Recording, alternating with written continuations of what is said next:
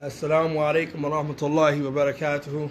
This is your brother Nafis Abu Zaid here at Maktab Ibn Taymiyyah with our esteemed brother Ali Davis, former graduate, student of knowledge, a former graduate of Qura. Alhamdulillah, we would like to thank our brother for coming in today, and we also appreciate having him here today for ourselves and for the people. May Allah Jalla wa Ala reward you, and we hope that this interview can clarify some of the issues and the back and forth going on in the community between our brothers that has since been exposed to the commoners due to the social media and the refutation talks. Again, we thank you for your efforts of rectification and clarification. And just as to be clear as possible, can you please remind us and the people of your credentials in Islamic educational background? Barakallahu feek. Bismillah ar-Rahman ar-Rahim. Alhamdulillah, wassalatu wassalam ala ashraf al-anbiya wa mursaleen nabiyyina Muhammad wa ala alihi wa sahbihi ajma'een, amma ba'd. I'm just one of many students that graduated from Qura with a degree in Qada from the College of Judicial Law. Alhamdulillah, that's, inshallah, that's... Okay, this is an insightful interview with our brother Ali Davis on his advice that he just recently posted to his former colleague and friend Jameel Finch. We would like to ask you, the first question we'd like to ask you is, can you clarify to us the relationship you have with our brother Jameel Finch? Jamil and I, we go back a long time. I want to say we met, I think it was in 2002 or 3. We both made Hajj together, both of us, and we were both looking to apply for the university. And while we were there, we had some troubles, but alhamdulillah, we were able to get certain approval letters from princes and so on and so forth. And he helped me out when we were actually when we were interviewing with a person named Dr. Saleh. Dr. Saleh said that he did not want to accept me because I was married and I had kids, and he said that he didn't want to accept students that was married with kids because many of them would come and fail out of school. And so Jamil, we were both sitting in there together, and so when Jamil heard that, he said, "I felt so bad for you. I was willing to give you my spot at the university." So that was, when I saw it, I was like, "Dad, that's deep." He was actually considering giving up his own spot to go for me. And so from that point onward, he and I, we developed a relationship. So he first got accepted before I did. I'm going to say like maybe 3 or 4 months. He went to Mecca, and then I came shortly thereafter. When I got there, we both went to the Arabic program together. We would, spend a lot of time studying together. We were actually neighbors. So my house was here. His house was like right next to mine. And throughout the years that we were there, in the beginning, all we did was memorize, study, sit in durus, memorize, study, sit. We didn't have time for any nonsense. We didn't even know about now. We were so innocent when we first got there. We didn't know that other students were arguing with other students. We didn't even know any of that stuff. Our thing was, we just studied. All we wanted to do was memorize books, study with the scholars, and that was it. And I remember one time, it was late at night, and I wanted to, I was studying all night. Might have been like 12, 1 in the morning, and I wanted to get something to drink. So I left out my house or my apartment to go to the Baqala. The Baqala is like the corner store there. We used to live in the mountains, so I left out to go to the corner store. And when I got there, I bought something to drink. When I came out, I looked up and I saw Jamil's light still on in his library, and I said, "Dad, I got to go back in and continue studying," because I didn't want him to outdo me in study. I mean, that's the type of competition we used to have with studying. So we would always encourage each other to do well. I remember one time there was a brother, and I'm mentioning this because this is facts. This is real stuff. I'm not making this up. There was a brother that came to visit Jamil one day, and the brother, his face he had a shaven face. His face was shaved, and he didn't have a beard. And so when he came to Jamil's house, he was sitting down eating. So when I got there, And I'm looking at this guy. You know, this was back then. I'm looking at this guy like, how you got this guy in your house with his beard shaved? And then Jamil pulled me to the side and said, do you want to be the reason why people run away from Allah and His Messenger by your attitude and your behavior? So when he said that, that was a benefit to me. And I said, dang, I got to get myself together. So me saying this to you, I don't dislike Jamil. I love that brother to death. Jameel Finch is an excellent dude. But I do feel like he got caught up into some stuff and he couldn't turn back. He got caught up and it was hard to get out of it, and Allah knows best. No. Tell you, why wait until now to release this article or this advice about Jameel Finch? Tell you. So when Jamil first said what he said about me, I was hurt more than anything. Like, come on, Jamil, like, you know better. Like, Jamil, you know me. Like, come on. And I didn't want to respond out of anger. So, you know, some of the students that I talked to, they said, nah, go ahead, say something. I said, nah, I'm not going to say nothing. I'm going to just let it go. And so my initial reaction was just to let it go. Like, don't say nothing. Let it go. Because I know the reality, and Jamil knows the reality. And everybody that studied with us, that know me, we all know the reality. There's no games. We know what it is. And so, however, I want to say during Ramadan, this is when it hit me. During Ramadan, there was a young brother, like 19 years old. He came up to me and said, I want to know if I could take from you because, you know, I think, you know, everybody's saying you're an innovator. And I said, what you mean? He said, everybody saying you're an innovator and this, that, and the next. And I was like, Dad, really? I said, yeah. And then he said, what's your issue with you and Jameel Finch and blah, blah, blah. And I'm like, come on, man. Like, I really didn't want to address it. But like a couple brothers told me, they say, you know, your silence is like approval. Your act of silence is approval of what he said. And I really didn't want to get into this. But Jamil knows that. He and I have had numerous. I have emails. Not what I put out. I have emails of a lot more stuff. But that's, I'm not gonna touch this issue no more after this. But the reality of it is, I just feel like, you know, I had to. I waited that long because I didn't want to, and then I felt like, you know, it was just time. I wasn't angry anymore. I think the oppression is bigger than me. I don't care about people talking about me, but anytime I hear that, you know, it's tearing families apart. Anytime I hear that is brothers, they walking around confused, they don't know what's going on. Like who and the thing is, everybody's looking for somebody else to say something. I was even looking for somebody else to say something. Somebody say something. And then at the end of the day, you look and say, who else is there to say something except for you? You know what's going on. Nobody else knows. Nobody else knows what's going on. You've been there. You lived it. We lived it. You know what's going on. And so that's why I did it. And Allah knows best. What do you hope to gain by releasing this advice or this article? So one of the things that I hope is that people will become educated. People will learn. Like our religion, I've said it time and time again. Our religion is based on rules and regulations. If I don't like you, I still can't oppress you. Islam has rules in place. How I'm supposed to deal with you. Even if I don't like you. Even if you're an innovator, it's rules to how I approach you. There's nothing in Islam that's haphazard. Think about this. If we look at everything in life, it's rules and regulations for everything. If you want to be a doctor, it's rules and regulations. If you want to be whatever you want to be a lawyer, it's rules. You got to follow rules and guidelines. Why does anyone in their right mind think that Allah subhanahu wa ta'ala left Islam haphazard? So anyone can say whatever they want and not be checked. No, our religion has rules. Everyone is obliged to follow them. Student of knowledge, layperson, and scholar. No one is exempt from the rules of Islam. No.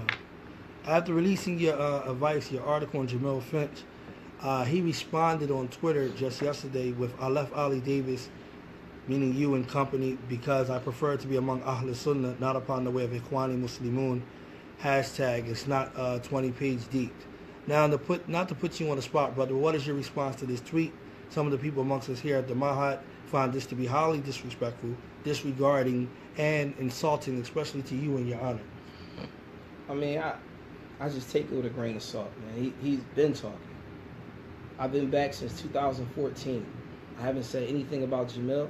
I haven't said anything about those brothers. I've been busy, you know, doing whatever I did. As far as this claim about Ikhwan Muslimin, I doubt he even knows what they are and what are the rules and conditions to be an Ikhwani. In order for a person to be from Ikhwan Muslimin, there's a contract you have to sign. The people that they're talking about, these are lay people. The conference that we'll be attending, inshallah, they're a bunch of lay people. These people are not known to have knowledge of Islam. I remember one time Sheikh Salih Suhaimi, he mentioned if the Shia were to invite him to come give a lecture, he would go give a lecture. So who are we in our own town, our own country, our own area, not to go and call people to Islam? If these people at these masajid, I don't like the flyer they put out. I don't think it's a good flyer. I wouldn't have recommended to put that flyer out. But does that mean now because they got a flyer out with women on that we don't go? Not. We still go. There's no restrictions on me. I go and I'll say whatever I want. I'll advise whoever I want to advise. And that's that. I don't have to prove anything to anyone. I don't have to validate to brothers, hey, guess what? This is what I did when I went there so I could be on your team. I'm not doing that. There's nothing in Islam that obliges me to conform to anyone else. Our conformity is to Allah and His Messenger and to the Sunnah of the Prophet alayhi salatu wasalam, and that's that. So yeah, with regards to the Ikhwan Muslimin, I mean, this is a joke. This is a joke. Many scholars in Saudi Arabia even consider them to be a terrorist organization. You're going to attribute brothers that studied with you and sat in the same classrooms as being Ikhwani? Come on, man. So therefore, it's a joke, and I can't even take that seriously. No. So yeah. Why do you think Jameel Finch is now involved with Hassan Somali and friends? I don't know. I mean, Hassan Somali, we have a long history with Hassan Somali, and there's nothing. I think Hassan, when I first met him, he helped me come to understanding the way of the Salaf, no doubt. I was living in Maryland. He came down, gave lectures at some of the masajid, and alhamdulillah, I always had love for Hassan. But the reality of it is, when things are wrong, they're wrong. I don't know why. I mean, why did Jamil decide to go that way? I can say that because these brothers were given dawah on the ground and we were still in school, and maybe he wanted to be a part of them. And Allah knows best. I don't know. I can't. I don't want this to be a Hassan Somali bashing, Jameel Finch bashing, the rest of the brothers bashing. That's not what it is. The reality of it is that we have differences, no doubt. We differ on stuff. It's not a secret. We differ on things. But at the same time, like, you still want to be just. You still want to say that which is correct, even if it's against yourself. Okay. Have any of the teachers that you and Jamil shared or studied with advised you with anything or any piece of advice when you both returned back to your respective lands? I don't know what they advised Jamil with, but I was advised going back to busy the people with knowledge. Busy the people with knowledge. Don't let them get caught up in this trivial stuff. But the problem is that here in Philly, you can't avoid it. I've been here for 3 years. 3 years. You can't avoid this stuff. You could be in the masjid teaching, people looking at you crazy, walking out the man, and it's like, come on, man. Like, seriously, 3 years. People whispering, saying this. Jamil said this about you. This one said that. You got bad perfume. You down in South Philly. You're this. It's like, come on. Like, come talk to me. Like, we men. Now we got to resort to communicating through the internet. If I want to say something to Jamil or those brothers, it got to be through writing something or putting out a tweet. We men. We're men. Why can't we all come together, sit down, close the doors, and let's talk? Put our problems out. Let's work it out. Ever since I've been in school, I knew those brothers had problems with Tahir, even when we was in the university. But what did I do? Every time I went to Medina to visit Tahir, I would visit with him, leave his house, and go visit Anwar and Abdul Wali. And after I visited them, I would always try to bring the brothers together. When I was living in Mecca, and the brothers would come from Medina. The brothers would come from Medina to Mecca. When Shadid and Tahir would come to Mecca, I would take them to Musa Richardson house. So all of us could get together. Let's work out our problems. I was never about separation of the brothers. Never. And anybody that lived there know that. Never. But there comes a time it's like they're picking people to pick sides. I'm not picking sides. My side is always the truth. If it's against me, bring what you got. Bring what you have. I'm not running away from it. But the problem is now somebody has to say something. Enough is enough. No. Do you believe that the new company that Jamil has from among the likes of Hassan Somali and friends is what the communities need here in the West. And it's not a bashing, but do you think that, as you addressed in your article and your advice to him, do you think that the way about, warning against Ahlul Bidah and warning against specific individuals is more necessary here than, the way that you come back as teaching and instructing the people? Right.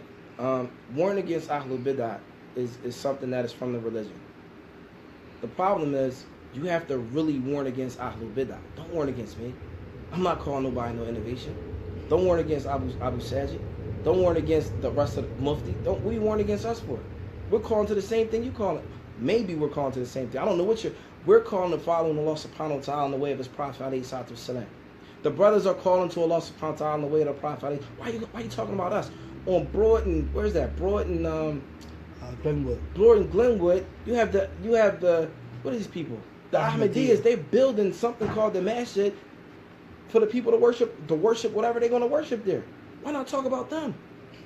We have 45th and Wall. We have all over the city people that really have innovations that you might be able to see, and it's clear. There's nothing hidden. There's no secret innovation going on. There's real people innovation. Why talk about us? We on the same team. We on the same team. Why are you talking about us? We're not trying. Listen, man. We're not trying to tell nobody don't follow the Quran and Sunnah in the way to Salaf. This is the same thing we call to. No doubt. All my classes are online. Give me one class, one statement that went against the methodology of the Salaf. One.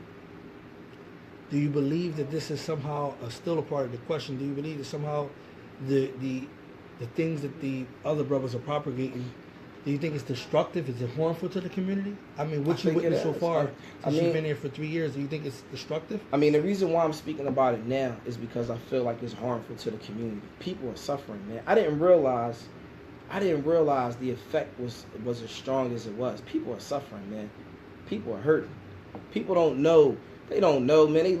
Oh man, Ali Davis is an innovator. I told one brother right over here, right next door to your shop. I don't care if you don't take from me. Like, it doesn't affect me. I'm going to live my life, take care of my family, and do what I do, whether you listen to my lectures or not. I'm not asking you for no money. Do what you do. It doesn't matter to me. But I am going to give whatever little bit of knowledge I have, I'm going to share it. You don't got to take it from me. Take it from that brother. If you, listen, like I told the brother, if you don't like me, you don't want to take from me, alhamdulillah. Take from Hassan Somali or wherever else.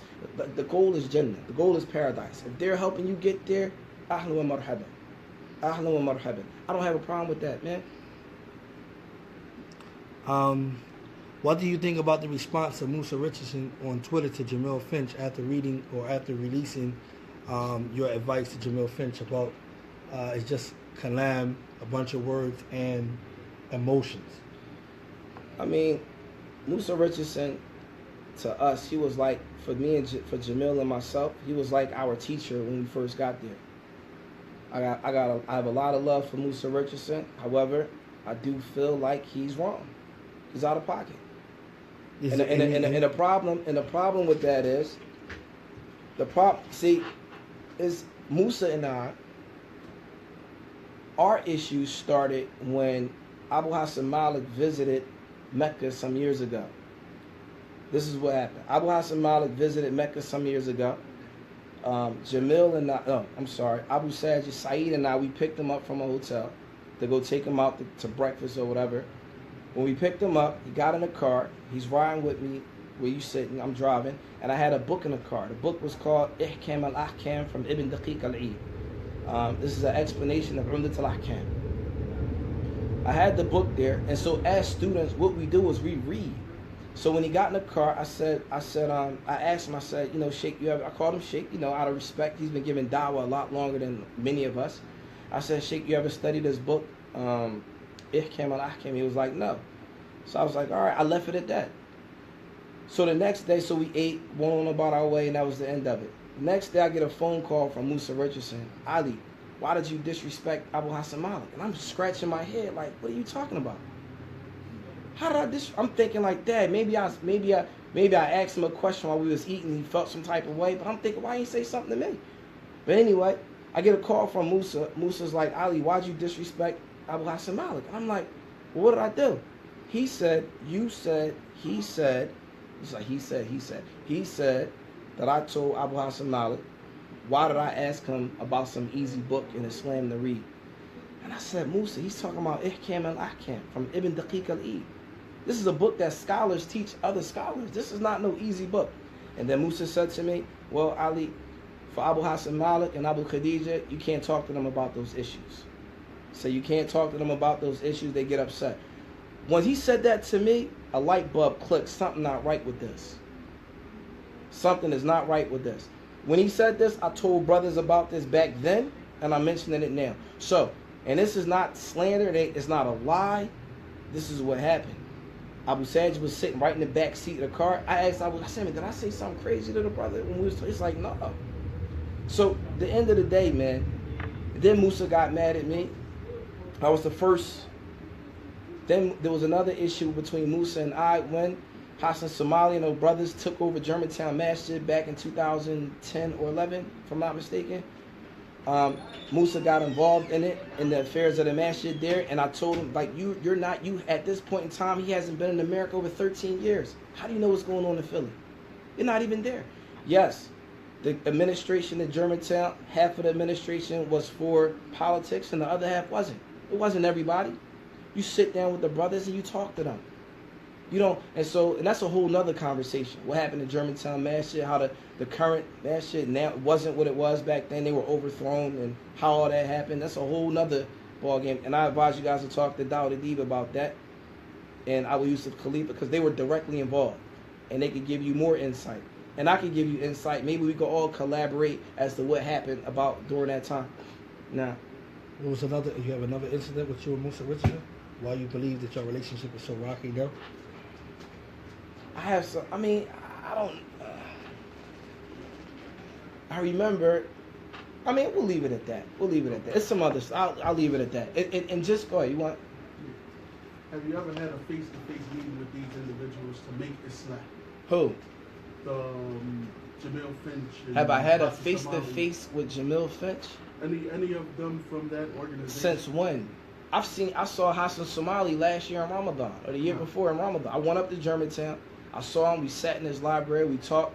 I left. I thought we was working on something positive, and then the next week I heard he was talking about me in Juma.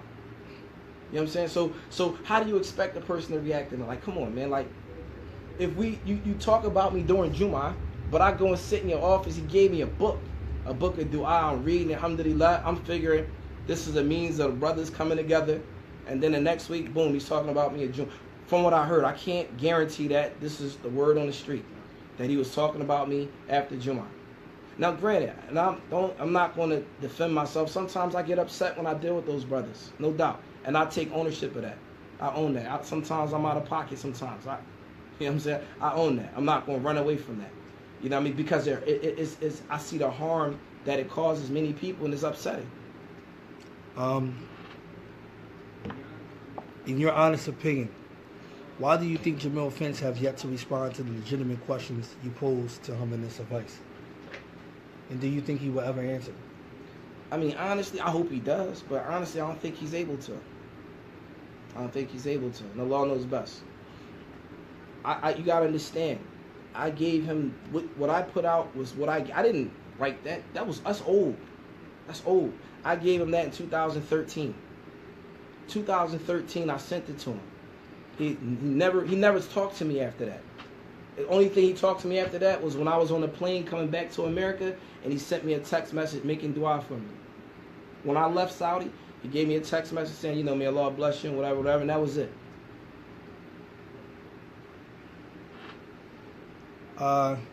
While spending time studying overseas for how many years you've been there, do you think there's any validity to those allegations levied towards Sheikh Tahir Wyatt and Muhammad Nair? I wish that they were. I remember when Anwar Wright graduated, and he was coming back, and he came back and said, I'm going to refute Tahir, I'm going to Sheikh. And I said, all right. I called, Anwar and I had a conversation on the phone. I said, Anwar, what y'all got against Tahir? Like, I want to know. You got to understand something. I've known Tahir, we went to high school together. I knew him when I was non-Muslim and he was a non-Muslim. How many people you knew before Islam, you just going to turn your back on them now that they become Muslim? It's not real life.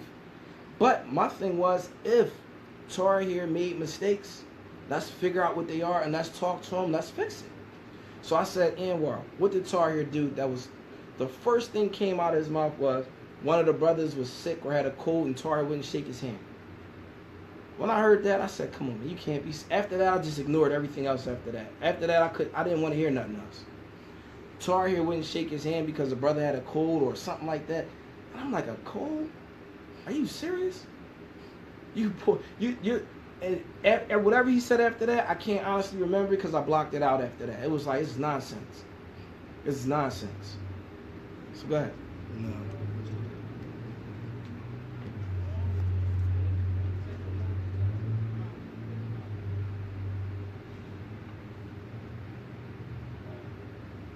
You done? No. A couple more questions. We're almost done. Okay, we noticed your observation in the article that Jamil and his newfound found friends were more concerned with warning against Tahir, Mufti, Akil Ingram, and Shadid Muhammad than more so the actual people of True Innovation. Why do you think that is so? I think it's because many of those brothers probably can't even recognize True Innovation. I honestly believe that brothers don't know what True Innovation is, except by way of talking about. The thing is, if you notice, when they warn against innovation, it's always general. Warn against the people of Bid'ah, but who are these people? So you have lay people here in Philadelphia believing that if you don't pray in Germantown or South Philly or Ben Bass or even Al Hadid, then you are an innovator. This is what most lay people in this city believe. This is bottom. There's no text to support none of this. Who said that where you pray at is the place that all the people out of Sunnah pray? Where do you get this stuff from? This stuff is made up. And people have been hoodwinked to believe this. So yeah, when you talk about this is what I believe. This is what I believe. I don't believe that they are, and maybe some of them are equipped, but I don't believe that those brothers are equipped. And this is not a knock. It is what it is. And that's one thing, and I'll get back to that. That's one thing about students. Students know the level of other students. I can't sit here and act like I know more than I know. Everybody that studied with me know my reality. Have no doubt about that. All the brothers that studied with we know where everybody is at. You can't front. You can't act like, no, I'm more knowledgeable than I am. No, everybody knows everybody else's level because we all studied with each other. We lived with each other. We ate with each other. We know who knows what and who knows who and who knows what. So, back to that issue. I used to tell Jamil when we was in school, if you want to talk about innovation, talk about innovation. Tell the people what it is. The problem is, if I tell you all, stay away from the people of innovation, and those people are whoever I tell you they are. This methodology is flawed. Why is it flawed? It's flawed because it excludes yourself from falling into innovation. If I always tell you, stay away from him and him and him, then as a layperson, I'm going to stay away from him, him, and him. But what about me? And what's the innovation? Innovations are things that are known. It's not something that's make-believe. It's not something that, is in the air and only a select few people know what it is. La. The Salaf, they identify innovation. They show this here is a bid'ah. Why is it a bid'ah? Who said it was a bid'ah? If you're going to warn against the people of innovation, make it clear who are these people. Not who these people are. Yeah, who are these people and what is their bid'ah? What is the innovation that they fell into? Don't tell me don't go to this masjid. Why not? Thereupon, for example, a brother mentioned Masjid Furqan on Cotman Avenue. There's a masjid innovation. MashaAllah. There's a brother up there. I don't know anybody in the city sharper than the Imam up there.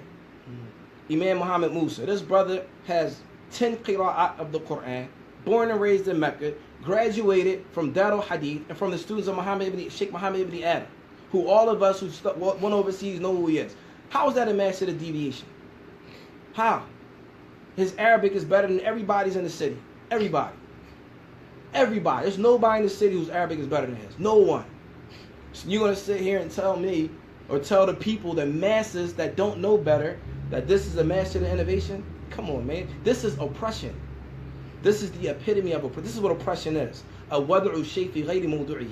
Putting something outside of its proper place. You have a student of knowledge there who's probably stronger than everyone in the city right now, including myself, on Cotman Avenue. Cotman Avenue, the Imam up there. He's from Mecca. Graduated from Darul Hadith.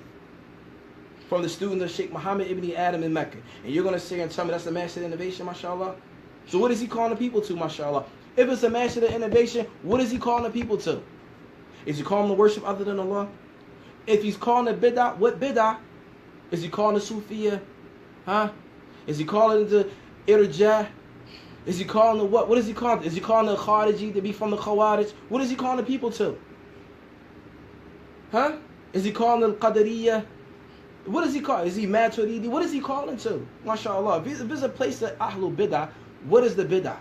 Identify it so we all can look and say, this is a Bid'ah. So now the lay people, when they walk around the streets of Philadelphia, they can say, this action here is a Bid'ah. We know this. Not this human being is a Mubtada, because you don't know that. This is what the ulama teach. They teach knowledge, educating the people what these issues are. Now, we only have two or three more questions, brother. Brother Ali, is there something amiss that the general folk of the West don't know about regarding the back and forth between the brothers? If so, can you please fill us in? It would take a documentary. It's too much. It's too much. If you even want to talk about the history of Germantown Masjid, what's going on now, as it was a few years ago with the involvement of Sheikh Ahmed Bazmoul and so on and so forth. It's people that accepted Islam 3-4 years ago. They don't know what's going on. We just got around. Listen, they've been warning against Tar here since 2003 when I made Hajj. And I didn't even know what was going on. I'm like, that. When I first I ran into him over in Medina. I said, yo, man, what's up with you, man? Why everybody talking about you? I only spoke to him because I knew him. We went to high school together, so I figured I'm going to give him the benefit of the doubt and go in and talk to him. Tar, what's up with you, man? We sat in his house that night from all night. I think it was when I first got accepted. All night, and he explained to me the history of what was going on. And that's when I said, okay. Then I went to the other side. I wanted to hear their side. I didn't want to just take what he said because that's my friend. No, I want to hear what they said. And like I said before, he would come to Mecca. I would tell, all right, Tari, let's go visit Musa. I don't want, no, let's go. When Shadeed would come to Mecca, Shadeed, let's go visit the brothers. No, we all the brothers coming together. Ever since I've been there, I always wanted all the students to come together. All of them. I never wanted the brothers to be separated. So yeah. MashaAllah. And you think the scholars are somehow involved or unaware of the situation here in the West? They know. Scholars know what's going on. But I think, I'll tell you another thing. I'm going to backtrack a little bit. So you act like one of the things, why am I saying something now? I remember when I first got to school in Mecca, Tahir and I was sitting down talking one day. And he said something to me that I never forgot. He said, be confident in the knowledge that you learn. That's going to be your weapon. Be confident in the knowledge that you learn from the Quran and the Sunnah and the way of the Salaf. That's your weapon. I didn't understand that then. But as years went on, it's clear to me now. I stand on what I'm saying. I'm not making this stuff up. Go look in the books of the Salaf. Go look in the Quran. Go look in the Sunnah. It's there. All this stuff is known information. It's not a secret. What I know, I know. What I don't know, I don't know. So yeah, the scholars are aware of it. The scholars are aware of what's going on. They've been aware. And if you notice, Allah knows best, it seemed like many of them are falling back. How many years we calling the sheikh, getting this student run it out? Calling this sheikh, and so because of that, brothers are scared. People, what? I don't care. If you want to call, get me right out, I don't care. I don't care. If I'm wrong, alhamdulillah, show me where I'm wrong, I'll make tawbah. I want to go to paradise. I don't want to go to hellfire. I accepted Islam. I wasn't born Muslim. I used to be a Catholic. So for me now to accept Islam and want to be on misguidance is not true. I want to be guided. So if I'm wrong, show me my mistakes. But what I'm speaking of is stuff that I know. And if it's incorrect, show me that it's incorrect. Prove it to me.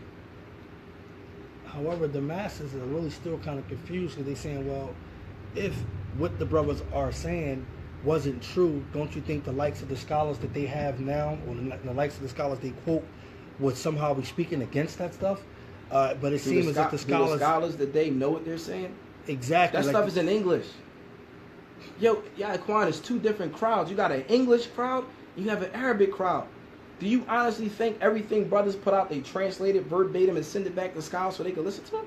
Is that what y'all believe? Do you believe that? Come on, man. You're going to sit here and tell me everything they put out about all these brothers, they're going to translate into English and send it back to the scholars? No. Sometimes people paint one picture to the ulama and there's another picture y'all get here. And I've seen it because I was there. This is not made up. I was there and I lived it. No, my last question. Do you think the situation between the brothers like you and Jamil needs to be addressed and dealt with before we can move on as a community? I hope so, man. I mean, I think that there needs to be an awakening. I think that I would love to sit down and talk to Jamil, Hassan Somali. Or I would love for all of us to sit down and talk, man. Maybe have some dinner. All the brothers get together. We talk, hash out these problems, and call to Allah in the way of His Messenger, alayhi salatu wasalam. If all of the students was on the same page, man, there wouldn't be bid'ah in this city. There wouldn't be any innovation. There wouldn't be people doing crazy stuff because everybody be on the same page. But unfortunately, it's not like that. And Allah knows best, man. It could be people. It could be. I'm not saying it is. It could be that people want positions. It could be that people want status over the people. You know, as one person mentioned, a student of knowledge is just like the streets. Money, power, and women. It's the same thing. Just like in the streets, the drug dealers, they get the money, the power, and the women. The same thing. Students are not. I'm not saying this is absolute, but the same characteristics and traits are there. Power, status, women. And this is, but I'm being honest. I'm just telling you what I see and what I believe is going on. And Allah knows best. I'm not specifying brothers saying this brother and that brother did. I'm not doing all that. But what I'm saying is, this is what I know from what I've studied, what I've seen, and so on and so forth. And I just want to end it on that, man. I don't hate the brother Jameel Finch. He knows I love him. And if he didn't, I still do. I love that brother to death, man. That was a close friend of mine. A close friend. I'm talking about a personal friend. I was there when his kids was born. He watched my kids when I made Hajj. You understand? Like, it's, to me, even now, Jamil's still like my family. But I don't agree with what he's doing. I don't like the positions that he's taking. I think brothers manipulate him. I know he knows better. I know it's eating him up inside. I know him. These brothers don't know him. I know him. Abu Sajid knows him. And all the brothers that study with us in Mecca, they all know him. But I remember before that there was some signs that, I don't know, maybe we can see that when y'all first was, studying in the Quarter, that you would see that Jameel Finch was always, preoccupied with what was going on with Salafi clubs and, back and forth with the fitna. I mean, he was. Listen, man. He didn't start off like that, though. We didn't start off that way. When we started learning that brothers had a problem with tar hair, that's when it started. Because at that time, we were both cool with tar hair. And it was like, Dad, what's going on? So he started looking into the S-Puffs. I just left it alone. He went to their websites. He saw, some of the things they were doing he didn't agree with necessarily. But in defense of Jamil, his approach was, maybe I could correct them from within. Maybe I could, try to sign up, maybe work with the brothers and convince them. But correct them which way? Did he write any articles? Did he do he wrote an article about fanaticism. That was directed towards the brothers? Directly directed towards the brothers. On Embodied Islam, I don't think he put it out, but he spoke to me and Abu Sajid about it. This is these brothers are fanatical in their approach and so on and so forth. So you got to understand, when we know this person tells us this stuff, and the next thing you know, he flips and defends, I'm like, what's that? Because in the article, you mentioned something about Shadid Muhammad and how him and Jameel Finch had a close relationship to the very point close. In Shadid would stay the night over his house. Listen, when Shadid would come to Mecca, he would spend the night at Jamil's house. How do I know? Because I would be there too. We all would be there. At that time, Shadid was more advanced than us in our studies, so we would benefit. We would go there, let's review this, let's go over issues, and so on and so forth. And he was like, you say, he was like from the first amongst the people there, the students of Mecca, that was trying to stand up to defend Shadid. Jamil was the first student. He was when they first started talking about Shadid, Jamil was crushed. And he called me up and said, man, we got to do something, man. I said, Jamil, let's wait. Be patient. Let's sit back and see what's going on. He was crushed. He was crushed. He couldn't believe that they would come at Shadid like that. And when they came at him, you know, as they say, man, pressure bust pipes. There's a lot of brothers that know what's going on, and they don't like it, and they know that it's wrong. But everybody, even now, people know stuff is wrong, but they're not going to come out and say nothing. You can't be mad at everybody for that. Everybody is cut different ways. Everybody's not going to get out and say what I'm saying. Everybody's not going to do this. Everybody's not going to do. So I'm not, you know, it may look like it's, you know, some deficiency in his character, but we all have the character deficiencies. We all have flaws, man. No. We all have flaws. I want to end this interview, but I have to ask you this question because, like you said, it all started with Tahir. Even with all of the separation, yes. All the beef, all the students. Tahir Wyatt recently just put out as well a clip on the monopolizing the scholars. I mean, I just want to know, as a student, what do you think your professional take of that? Do you believe that he's calling for the raising of himself and other people here in the West, and that he's calling to remove and separate and detach ourselves away from the scholars back there in the East? So the first thing is, I don't know, when he mentions scholars and calling to himself, I seriously doubt. From what I know from Tahir, he's not going to call to himself. He's from the few students of knowledge that I know, and we spend a lot of time with students. We spend a lot of time together. From the few students of knowledge that I know, every time I'm around them, he's talking about getting closer to Allah. Every time. And I'm not talking about in the public. I'm talking about we spent the night together and he's up making dhikr all night. Like, I've seen this stuff. This is not something I'm making up. So to say that he's calling to himself, I doubt that. When he mentioned scholars about being here in the U.S., I don't know what he meant by that. When you talk to him, have him clarify that. I can't speak for him. But yeah, other than that, I mean, I don't, you know, and he's on to me, he's on the level of the scholars. He's been there. Listen, when Tahir got his master's degree, I was there, Abu Sajid was there, a brother named Salim was there, and a couple other students were there.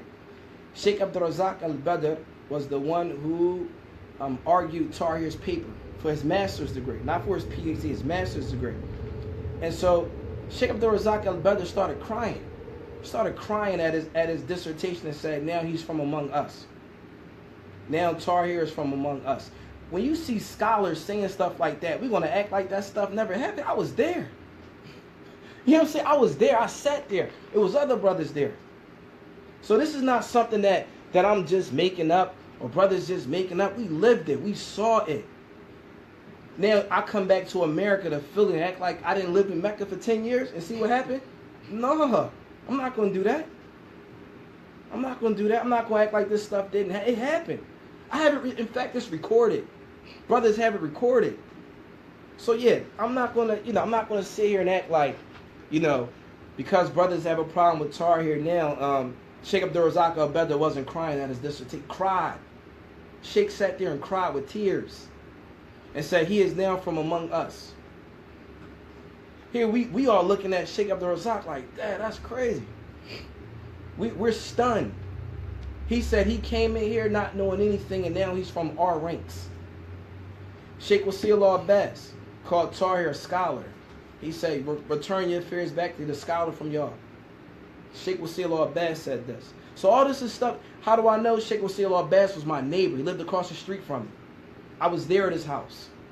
These are things that are known. This is not stuff that brothers is making up. We know this stuff. No. Barakallahu Feek for our brother Ali Davis coming in to clarify and give us some background information and also some beautiful advice in terms to the advice that he gave to his brother Jameel Finch, and it's heartfelt, and we feel that this interview was heartfelt and there's no animosity. We still give our call, and our call always been the same, that we want all of the students to come together, inshallah ta'ala, whether they want to meet somewhere that is on neutral ground, and that they all pay the difference, and they can have a good monakasha, and let's work for it. Like the brother said something profound to me, where he said that if all of the students really were to come together, then there wouldn't be no innovation here in the city.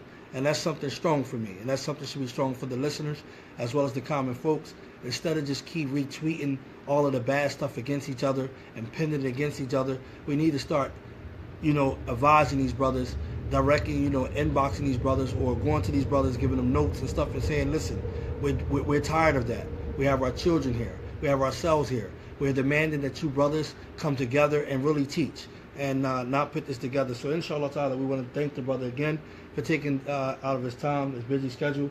And we ask Allah ta'ala to reward him and make him firm during his trial of fitna, as well as with his family, inshallah. Jazakallah khair. Barakallah. Fiqh barakallah. Jazakallah.